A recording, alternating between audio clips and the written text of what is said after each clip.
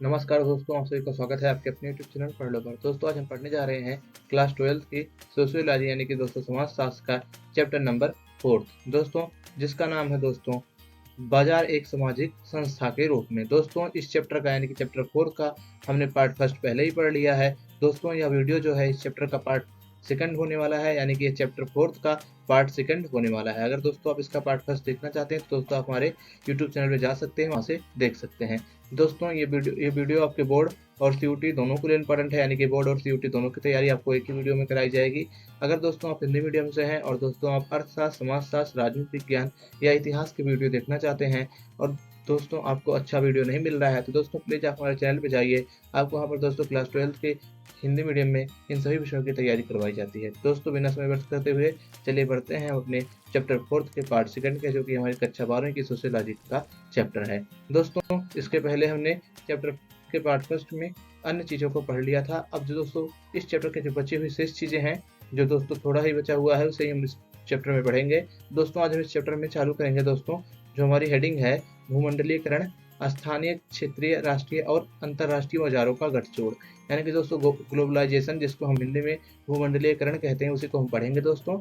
तो दोस्तों अगर आप एनसीईआरटी खोलेंगे तो आपको यह हेडिंग डायरेक्ट दिख जाएगी, आपके बुक में एकदम लास्ट में है चैप्टर की, ये सेकंड लास्ट हेडिंग है दोस्तों। इसी को हम इसमें अच्छे से पढ़ेंगे दोस्तों। जैसा कि हम सभी जानते हैं भूमंडलीकरण का मतलब होता है, इसको हम इंग्लिश में बोलते हैं ग्लोबलाइजेशन दोस्तों। तो भूमंडलीकरण का मतलब यह होता है कि जब दुनिया क्या होती है दोस्तों, एक दूसरे से अधिक मात्रा में व्यापार करने लगती है, जो एक दूसरे से अधिक निकट आ जाती है, यानी कि जब दुनिया मतलब टेक्नोलॉजी के मामले से, दूर संचार के मामले से, परिवहन के माध्यम से या किसी अन्य मतलब आर्थिक नीतियों के माध्यम से जब एक दूसरे से ज़्यादा जुड़ जाती है, एक दूसरे से ज़्यादा करीब आ जाती है, तो उसे को बोलते हैं दोस्तों हम भूमंडलीकरण। और दोस्तों इसी को इंग्लिश में हम बोलते हैं ग्लोबलाइजेशन। ठीक दोस्तों, तो दोस्तों इसको हम पढ़ेंगे। दोस्तों 1980 के दशक के बाद भारत ने अपने आर्थिक इतिहास के नए दौर में प्रवेश किया। ये मुख्यतः राज्य स्तरीय विकास से उदारवाद जैसी आर्थिक नीतियों के परिवर्तन की वजह से हुआ। इस बदलाव से भूमंडलीकरण के युग की शुरुआत हुई। यानी कि दोस्तों इसमें बताया जा रहा है, जो भारत है दोस्तों, अगर आप देखेंगे तो 1980 के दशक के बाद दोस्तों भारत ने अपने आर्थिक इतिहास में दोस्तों एक नया कदम उठाया।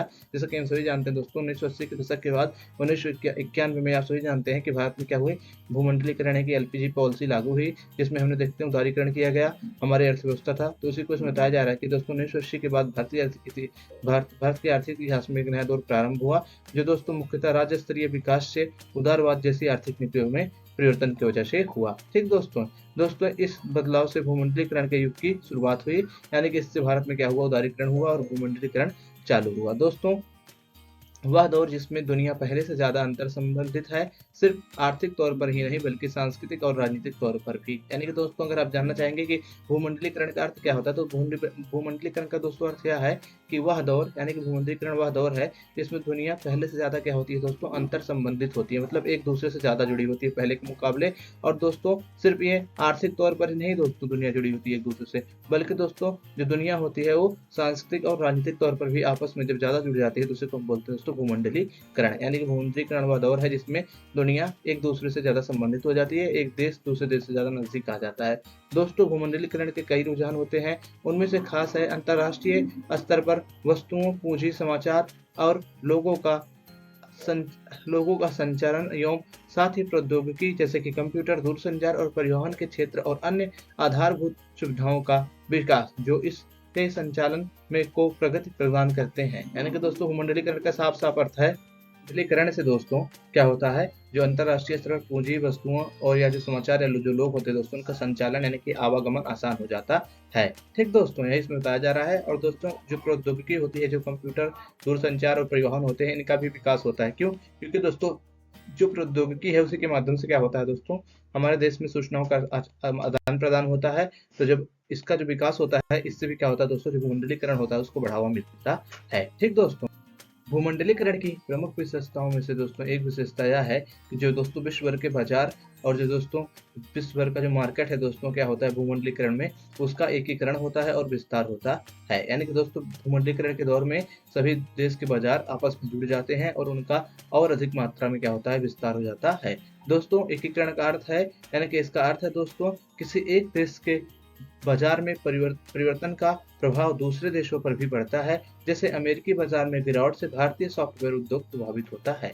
यानी कि दोस्तों जो मतलब एकीकरण या दोस्तों जो भूमंडलीकरण है उसका दोस्तों यह भी अर्थ होता है कि अगर मान लीजिए कोई एक देश के बाजार में परिवर्तन होता है तो उसका प्रभाव दूसरे देश के बाजार पर भी पड़ेगा। क्यों? क्योंकि दोस्तों जब भूमंडलीकरण होता है तो एक दूसरे बाजार क्या हो जाते हैं, आपस से जुड़ जाते हैं। यानी कि एक देश का बाजार दूसरे देश के बाजार से क्या होता है, आपस में जुड़ जाता है। तो इससे क्या होता है दोस्तों, जब एक देश के बाजार पर कोई असर पड़ता है तो दूसरे पर भी क्या डालता है, प्रभाव डालता है। ठीक दोस्तों, जैसे दोस्तों उदाहरण के लिए जैसे अमेरिकी बाजार में गिरावट आती है तो दोस्तों उससे भारतीय सॉफ्टवेयर उद्योग भी क्या होता है दोस्तों, प्रभावित होता है। यानी कि दोस्तों अगर एक देश में अगर उथल पुथल मचेगी तो उसका प्रभाव अन्य देशों पर भी पड़ेगा। ठीक दोस्तों भूमंडलीकरण के अंतर्गत सिर्फ पूंजी और वस्तुओं का ही नहीं बल्कि लोगों, सांस्कृतिक उत्पादों और छवियों का भी दुनिया भर में प्रचलन होता है। यानी कि दोस्तों सिर्फ भूमंडलीकरण में मतलब पूंजी का ही नहीं और वस्तुओं का ही नहीं दोस्तों सिर्फ मतलब आयात निर्यात होता है दोस्तों, बल्कि इसमें लोगों का, सांस्कृतिक उत्पादों का और जो दोस्तों एक देश की छवि होती है उसका भी दुनिया में क्या होता है दोस्तों, प्रचलन होता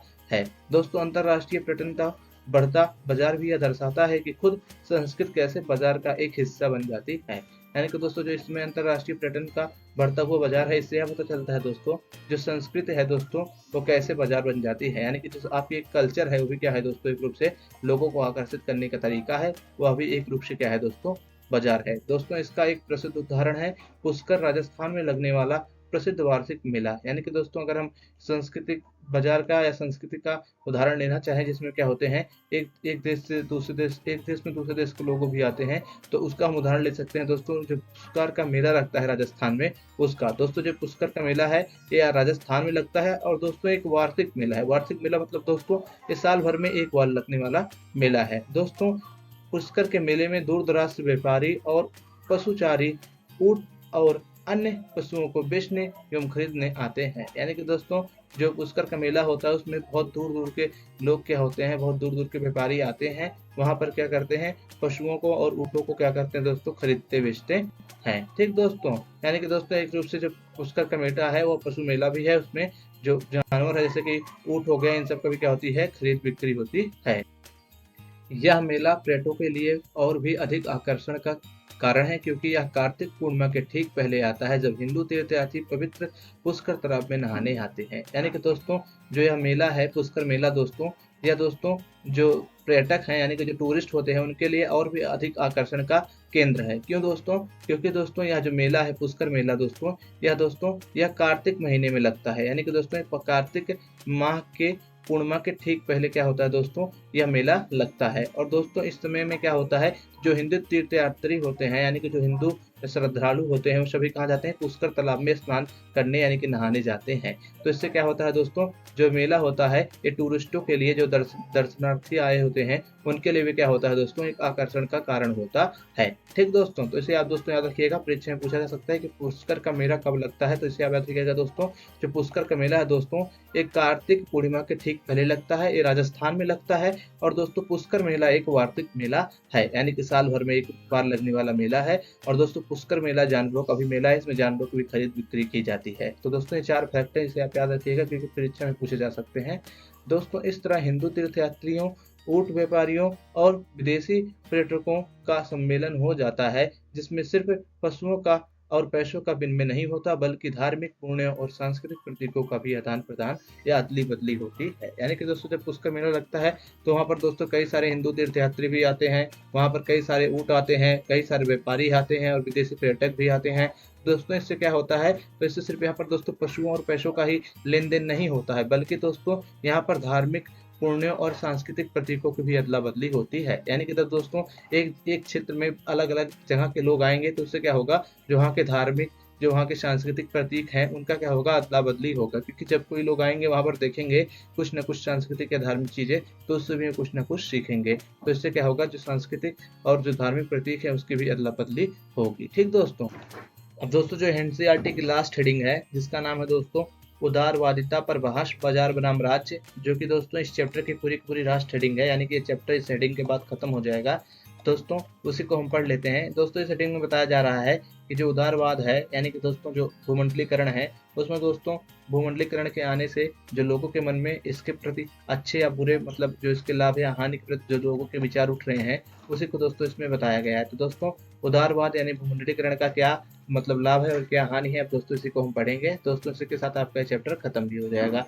दोस्तों भारतीय अर्थव्यवस्था का भूमंडलीकरण प्राथमिक तौर पर उदारीकरण की नीति की वजह से हुआ, जो 1980 के दशक में शुरू हुई। जैसा कि मैंने आपको पहले बता दिया था, जो भारतीय अर्थव्यवस्था है उसका भूमंडलीकरण दोस्तों प्राथमिक तौर पर आप जानते हैं ना, उदारीकरण की नीति की वजह से हुआ था। और उदारीकरण की नीति दोस्तों आप सभी जानते हैं 1980 के दशक में क्या हुई थी, शुरू हुई थी। ठीक दोस्तों, वही एलपीजी जो मनमोहन सिंह के कार्यकाल में लागू हुआ था उसकी ही बात की जा रही है।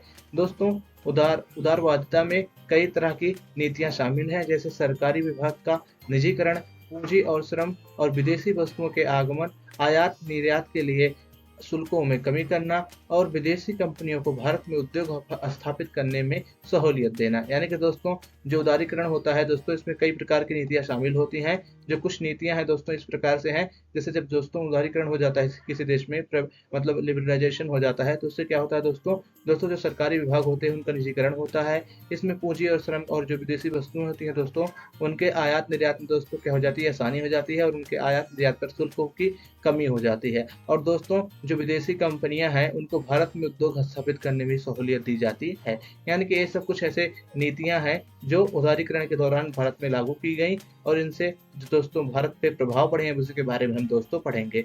दोस्तों जो लोग बाजारीकरण का समर्थन करते हैं उनका मानना है कि इससे समाज में आर्थिक समृद्धि आएगी, क्योंकि सरकारी संस्थाओं की अपेक्षा निजी संस्थाएं ज्यादा कुशल होती हैं। यानी कि दोस्तों जो उदारीकरण का पक्ष लेते हैं दोस्तों, जो बाजारीकरण का पक्ष लेने वाले लोग हैं, उनका कहना है दोस्तों कि जब हम बाजार मतलब उदारवाद की नीति अपनाएंगे या दोस्तों भूमंडलीकरण का हम अपनाएंगे, तो इससे दोस्तों क्या होगा, इससे समाज में दोस्तों आर्थिक समृद्धि और समृद्धि आएगी। क्योंकि दोस्तों इससे सरकारी संस्थाओं की जो गतिविधियां होती हैं वो क्या हो जाती है, निजी संस्थाओं में बदल जाती हैं। इससे क्या होता है दोस्तों, जो सरकारी संस्थाएं होती हैं, लोगों का ऐसा मानना है कि वो क्या होती है दोस्तों, वो अपेक्षाकृत अच्छे से काम नहीं करती हैं, लेकिन जो निजी संस्थाएं होती है दोस्तों वो ज्यादा कुशल तरीके से काम करती हैं।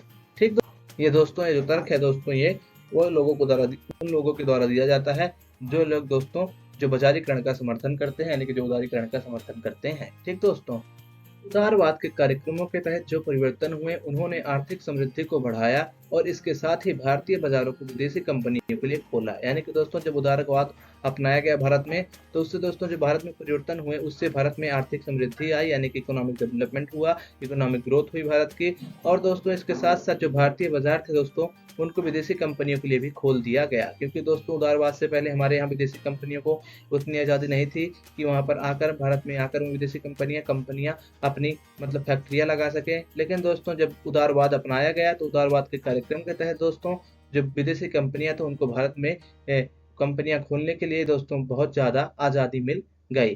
दोस्तों उदाहरण के लिए अब बहुत सारी विदेशी कंपनियां या विदेशी वस्तुएं यहाँ बिकती हैं जो पहले यहाँ नहीं मिलती थी। यानी कि दोस्तों जो पहले वस्तुएं ऐसी थी जो हमारे भारत में नहीं मिलती थी, वही वस्तुएं भी क्या होने लगी हैं दोस्तों, अब भारत में मिलने लगी हैं। क्योंकि दोस्तों जो विदेशी वस्तुएं थी उनकी उपलब्धता भारत में पहले नहीं थी, लेकिन जब दोस्तों विदेशी वस्तुओं की जो कंपनियां थी वही भारत में आ गई, तो इसकी वजह से दोस्तों जो विदेशी वस्तुएं हैं वो भी भारत में आ गई। यानी कि जो वस्तुएं पहले भारत में नहीं बिकती थी वो भी अब भारत में मिलने लगी। ठीक दोस्तों माना जाता है कि विदेशी पूंजी के निवेश से आर्थिक विकास होता है और रोजगार बढ़ते हैं।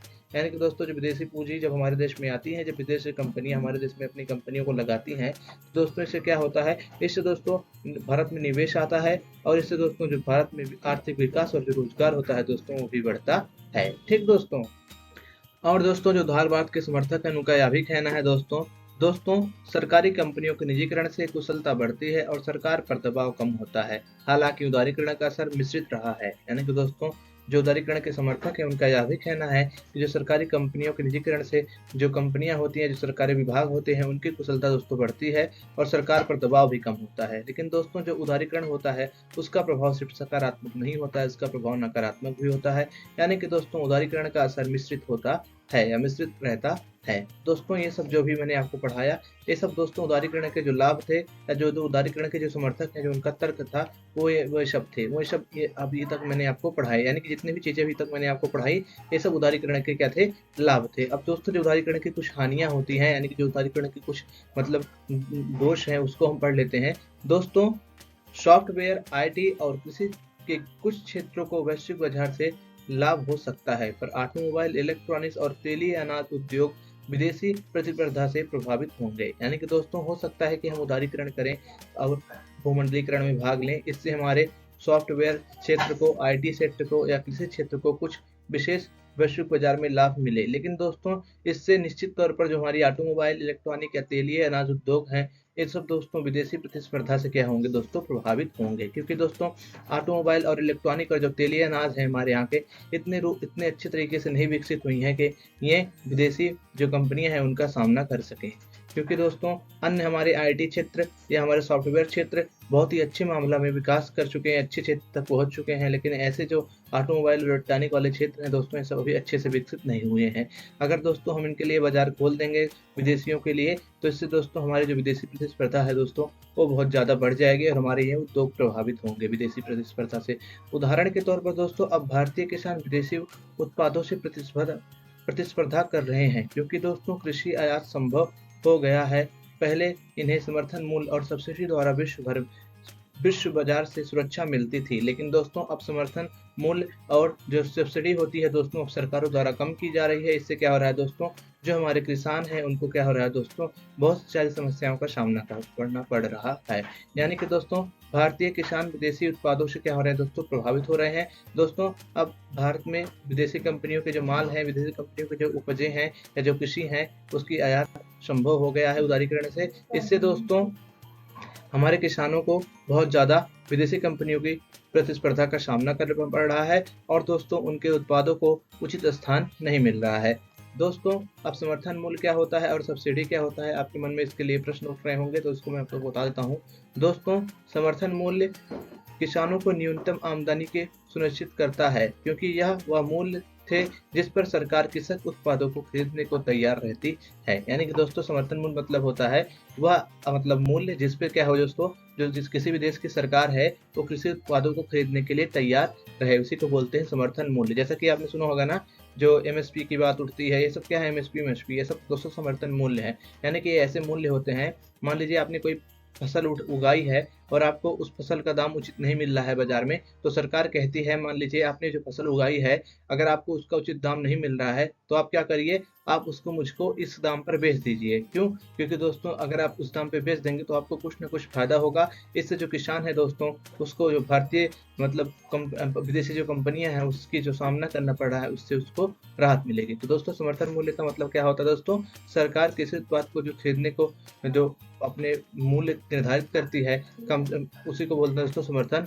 अब दोस्तों हम जान लेते हैं कि सब्सिडी क्या होती है। ठीक दोस्तों सब्सिडी का अर्थ है दोस्तों, सब्सिडी से किसानों द्वारा इस्तेमाल किए जाने वाली चीजें जैसे कि खाद, उर्वरक, डीजल, तेल का भी सरकार दाम घटाकर देती है। यानी कि दोस्तों सब्सिडी से किसानों को क्या होता है दोस्तों, जो चीजें होती हैं वो कम मिलती हैं। अगर मान लीजिए आप 100 रुपए की चीज खरीद रहे हैं, उसमें क्या करेगी सरकार, आपको 50 रुपए की सब्सिडी दे देगी। तो इससे क्या हो जाएगा दोस्तों, जो आपके 100 रुपए की चीज है उसको आपको 50 रुपए में ही वो मिल जाएगा। क्योंकि अगर आप ऐसी चीजें लेते हैं जैसे कि कुछ चीजें हो गई, खाद हो गया या उर्वरक हो गया या डीजल हो गया, इन सबको जब आप खरीदते हैं दोस्तों खेती के लिए, तो सरकार क्या करती है, उसमें आपको आर्थिक रूप से सहायता करती है, यानी कि आर्थिक मदद देती है। इसी को बोलते हैं सब्सिडी। ठीक दोस्तों उदारवाद बाजार में इस तरह की सरकारी मदद के खिलाफ है। यानी कि दोस्तों जो उदारवाद है वो चाहता है कि सरकार समर्थन मूल्य ना दे, सब्सिडी ना दे। ठीक दोस्तों, क्योंकि दोस्तों अगर सरकार समर्थन मूल्य और सब्सिडी देगी तो जो विदेशी कंपनियां हैं उनको यहाँ पर उचित लाभ नहीं मिल पाएगा। इसीलिए जो उदारीकरण की जो नीतियां हैं दोस्तों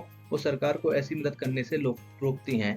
दोस्तों अतः सब्सिडी और समर्थन मूल्य को घटा दिया जाए या हटा दिया जाए, ऐसा कथन उदारीकरण के जो समर्थक हैं उनका कहना होता है। यानी कि दोस्तों जो उदारीकरण है उसमें सरकार को दबाव बनता है कि वो सब्सिडी और समर्थन मूल्य क्या करे, या तो उसे हटा दे या तो उसे क्या कर दे, घटा दे। ठीक दोस्तों, इसका मतलब यह हुआ कि दोस्तों बहुतेरे किसान अपनी रोजी रोटी कमाने के में भी असफल हो जाएंगे। यानी कि दोस्तों अगर सब्सिडी और समर्थन मूल्य नहीं मिलेगा तो किसान क्या होंगे दोस्तों, इस बाजार भरी अर्थव्यवस्था में, इस पूंजीवादी अर्थव्यवस्था में क्या हो जाएंगे दोस्तों, बर्बाद हो जाएंगे। दोस्तों वह अपनी रोजी रोटी कमाने में भी असफल रहेंगे। दोस्तों छोटे उत्पादक वैश्विक प्रतिस्पर्धा में टिक नहीं पा रहे हैं, कई कारोबार बंद हो गए हैं और निजीकरण से सरकारी नौकरियां घट रही हैं और असंगठित, अस्थायी व कम वेतन वाले रोजगार बढ़ रहे हैं जो कामगारों के लिए नुकसानदायक हैं। यानी कि दोस्तों उदारीकरण से या भूमंडलीकरण से हमारे देश में ऐसा हो रहा है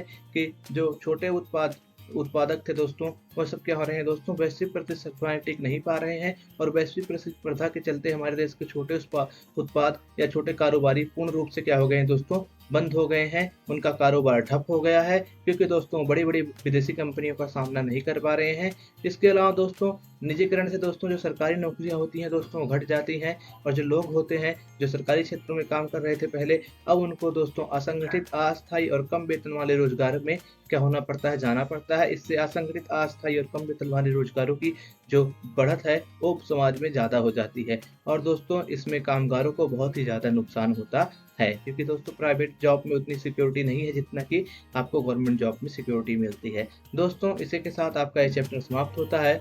दोस्तों अगर आप इस वीडियो के डिस्क्रिप्शन में जाएंगे तो आपको चैप्टर 4 के पार्ट फर्स्ट की लिंक मिल जाएगी और दोस्तों हमारे जितने भी यूट्यूब पर प्ले लिस्टें हैं पॉलिटिकल साइंस की या इतिहास की या राजनीति विज्ञान की या समाजशास्त्र की या दोस्तों अर्थशास्त्र की, वे सभी दोस्तों आपको इस वीडियो के डिस्क्रिप्शन बॉक्स में मिल जाएंगे। दोस्तों अगर आपको वीडियो पसंद आया है तो दोस्तों प्लीज़ आप हमारे वीडियो को लाइक करिए और दोस्तों आप अगर वीडियो में या कुछ अन्य विषयों पर दोस्तों वीडियो चाहते हैं तो दोस्तों आप उसके लिए हमारे वीडियो पे कमेंट करिए जिससे आप जो भी चाहते हैं हम उसको जल्द से जल्द आप तक पहुँचा सकें। दोस्तों अब आपको मिलते हैं किसी अन्य वीडियो में, तब तक के लिए पढ़ लो।